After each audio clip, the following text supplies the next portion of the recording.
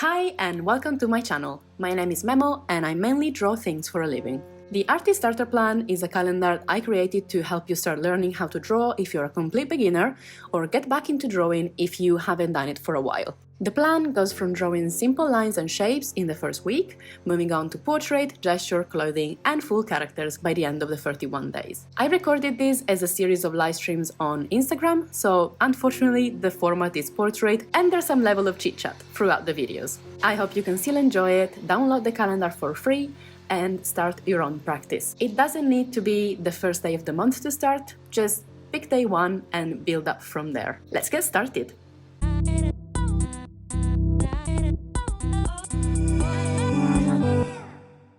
Hey guys!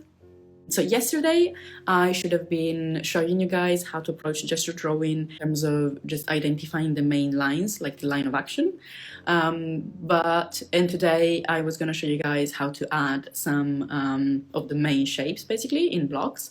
And so I'm going to just do those two things together. So I'm going to do less poses. Instead of 10, I'm going to do 5. But yeah, I hope that I can show you my process because gesture drawing is probably my favorite aspect of drawing. Yeah, so I'm going to turn around my camera, and if you guys want to let me know how your day went, yeah, just if it's night for you or if it's day, you know, what you've got planned for the weekend, let me know. Okay, so here's my first photo reference. Hiya! I'm going to quickly just make this a little bit bigger to show you guys something. So this is just a tiny bit of, also these references are from Pinterest. You can find a ton of them on Pinterest or on websites like Line of Action or Sketch Daily, or on DeviantArt. There's a lot of people providing references, like this woman, for example, and you can buy packages from them. Okay, so I have just like put the layer down, the opacity a little bit, and I'm gonna show you on top of it the main lines and what I look in like, or a reference from, you know, life. So first, you're gonna do a little like a little circle where the head is. Then the first line that you want to identify is the line of action. The line of action is that line that connects the neck to the ground and passes through the center of the body. So in this case, it would be something like this. And usually the line of action is a C or an S shape. And the more the line of action changes and like turns, the less the pose is strong. So you should try and identify a continuous line of action, and that will make your pose a lot stronger basically. Second thing that you want to look for is the axis of the shoulders and the hips. So the shoulders here do this and the hips do this, because the shoulders and the hips are always in contraposition. So like shoulders, hips, you know, or shoulders, hips. So they're always like just opposing one another. And so that's the second line, like the second bit of lines that you should see. And then the third is called weight, and you gotta check the weight by just going from the neck down to the ground in a straight line.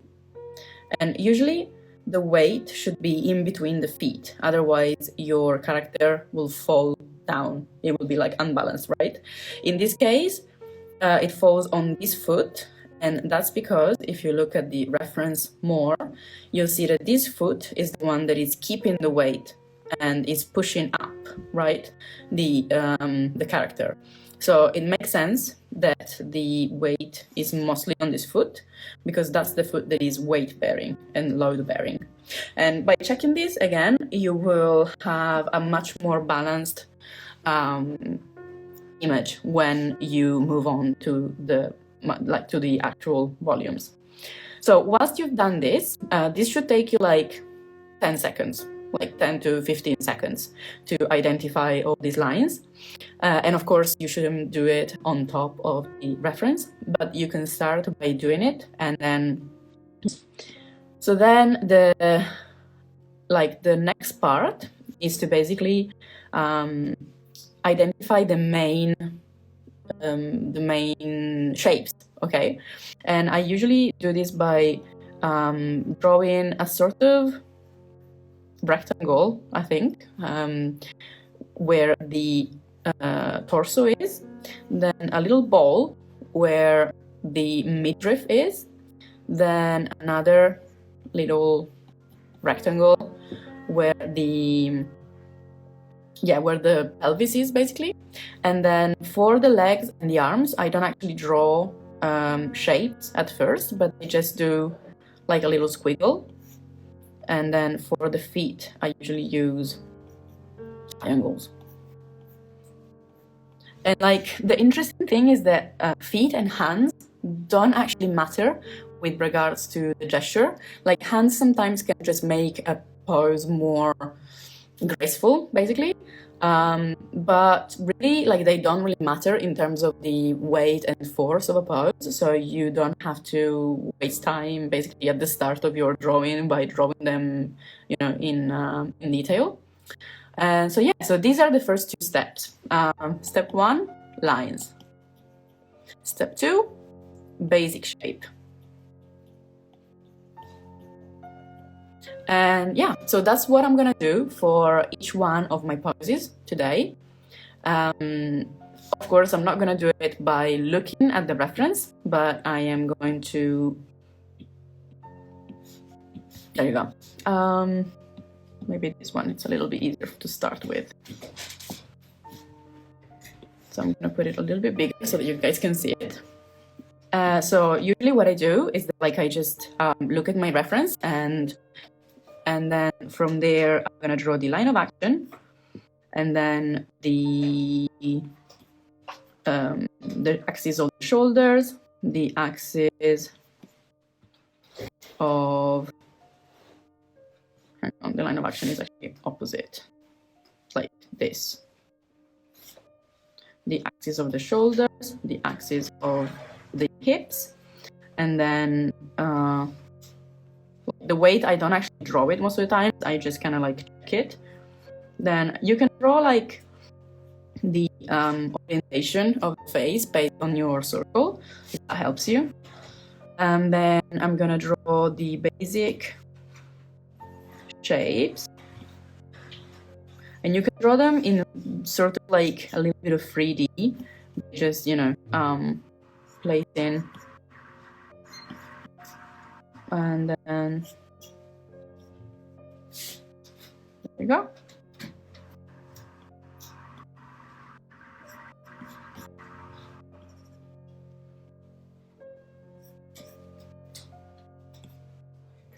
Oh wow, something happened. Okay. I don't know why. Oh yeah, it's 9:30. Sorry. Basically, when 9:30 hits, the lights in our plant nursery turn off, so we just like we're in darkness. Anyway, okay. And so, if you have any props like this one, for example, you should draw them and like include them in your drawing because they affect the weight of the character. Yeah. So this is pretty much adding the first 2 bits of just drawing, and again, yeah, I know it's funny. And then yeah, the most important thing is to get to a point where you can do this little mannequin by eye, and just do it in like about 15 seconds, 20 seconds, so that you can actually work up to a point where you have a workable drawing in about 1 minute. So I'm gonna move on to the next image. Just gonna put it a little bit bigger again so that you guys can see it properly. By the way, I know it's a little bit darker, but like, can you still see fine what I'm doing? So yeah, here's the character. Here's the very exaggerated line of action. Pam. Maybe it's too exaggerated. Pam. Yeah, like this. Then you have the shoulders, you have the hips, then you have the feet.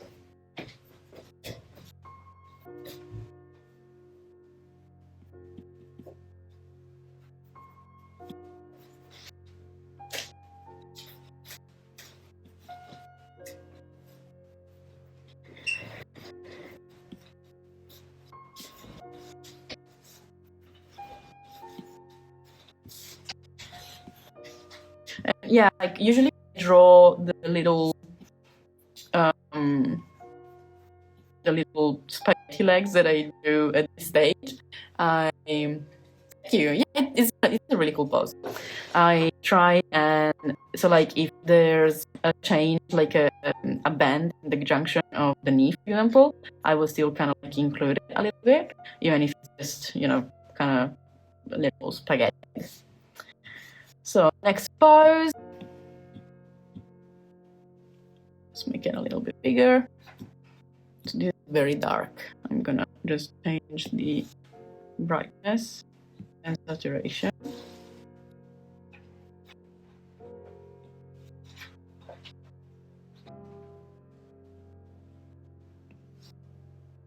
Okay. So yeah,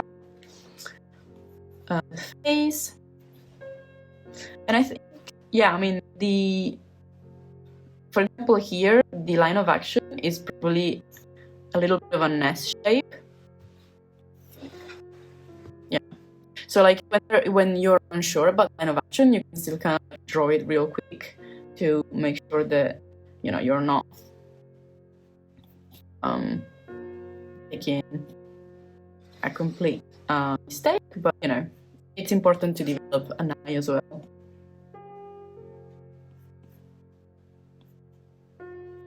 Okay, this is actually deceptively difficult as a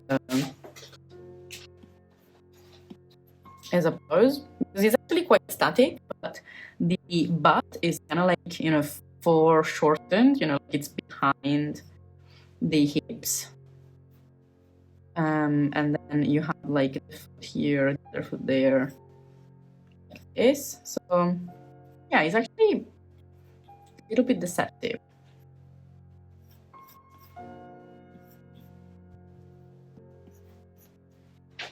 Yeah, this is a pose that needs some more time. If, you know, if I were taking this to the next level and actually render it a little bit more, I would definitely need to work a little bit more on this one, but it's okay. Again, most of the times, gesture drawing is something that you should do in the morning, or, you know, when you start your drawing sessions, as a way to warm up your hand. So it's funny mentioned before. I feel like the most important thing in an artist is to kind of master the urge to make everything perfect, and just, you know, just go for, you know, opportunities to improve and make sure that you're getting the most out of your practice, so it doesn't matter if it looks pretty.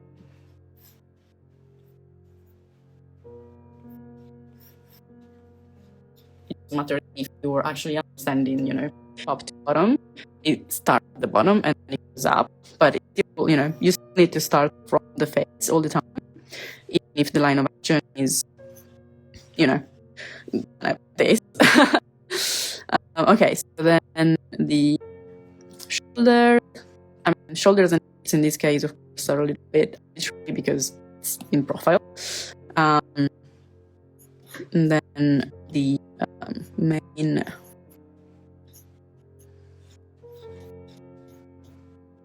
main shape,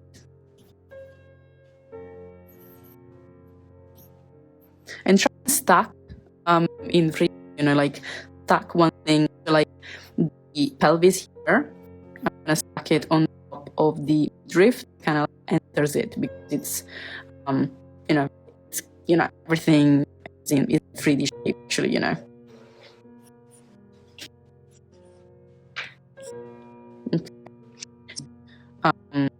The scale tools to actually change your shapes a little bit, especially if you're in digital, of course. And the final shape, let's make it a little bit bigger. So face, looking up, then down, line of action, then shoulders, hips, the torso, the midriff, the hips kind of going around the midriff as I did before. One foot, the other foot. One thing I do that I think is quite useful when you do poses as well is to do like relative like space between the feet, for example. So like here it's kind of like a diagonal line like this, and you can do the same thing here, and that way you can make sure you're kind of doing you know, like the correct relative place the feet.